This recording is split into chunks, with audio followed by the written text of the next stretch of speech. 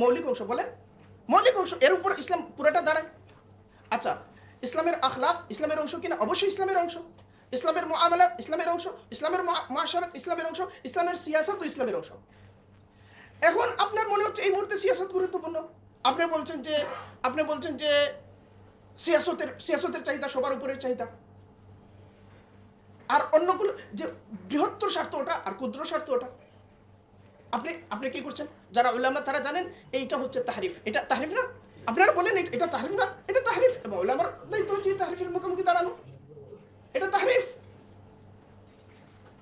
আপনি ইসলামের এক অংশের শিরোনামে আরেক অংশকে গৌণ করতে পারেন না, এটার নাম হচ্ছে তাবঈযে দ্বীন। তাবঈযে দ্বীন, এটা তাবঈযে দ্বীন থেকে বাঁচতে হবে। তাবঈযে দ্বীনের নতিজা কি? ফামা জাযাউ মান ইয়াফআলু যালিকা মিনকুম ইল্লা খিজয়ুন ফিল হায়াতিদ দুনিয়া। দুনিয়ার জীবনে লাঞ্ছনা, ওয়া ইয়াউমাল কিয়ামাতি ইউরাদুনা ইলা আশাদ্দিল আযাব। আপনি দল হিসেবে করেন তাবঈযে দ্বীন, এই নতিজা আপনার অবধারিত। আপনি গোষ্ঠী হিসেবে করেন, এই নতিজা অবধারিত। যারা করবে এই নতিজা অবধারিত। ব্যক্তি করলে সেটা আরেক ব্যাপার। ফলে এটা হতে দেওয়া আমাদের উচিত না। যারা উলামা আছেন আমাদের কারোর জন্য উচিত না। আরেকটা কথা বলবো, আমি যখন এটা বলছি তখন যারা ইসলামী রাজনীতি করেন না উনাদের এটা মনে করা উচিত না যে উনি তো হুজুরদের রাজনীতিকে দুইয়ে দিচ্ছেন।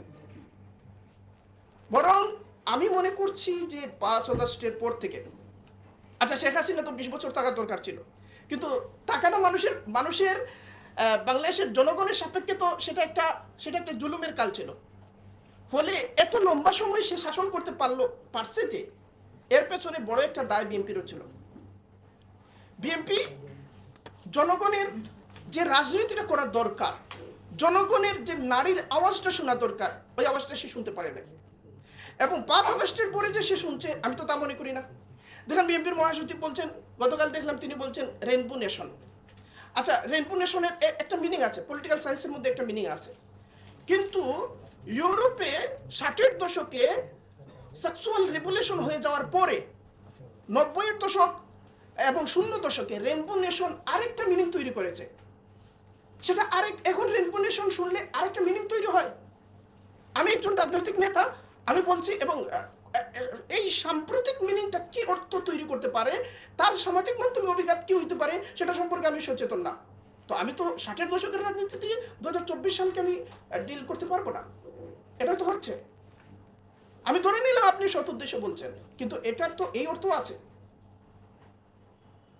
আমরা বলছি যে আমরা শরিয়া আইনে বিশ্বাস করি না। এটা কত বড় বিপজ্জনক একটা কথা, কত বড় একটা বিপজ্জনক একটা কথা। একজন ব্যক্তি যখন বলে, একজন মুসলিম যার পিতৃপ্রদত্ত নাম মুসলিম, সে যখন বলে শরিয়া আইনে বিশ্বাস করি না, তখন তার উপর শরিয়া কোন কোন বিধি প্রয়োগ করে। আর তিনি যখন দলীয় একেবারে গুরুত্বপূর্ণ জায়গা থেকে এটা বলেন, তখন এর বার দলের উপর কতটা বড় আকারে চাপে এ সম্পর্কে আমি সচেতন না। এর মানে আমি এদেশের জনগণের যে অভিব্যক্তির চলমানতা, গতিশীলতা, এই গতিশীলতার সাথে আমি সহযাত্রী হতে পারছি না।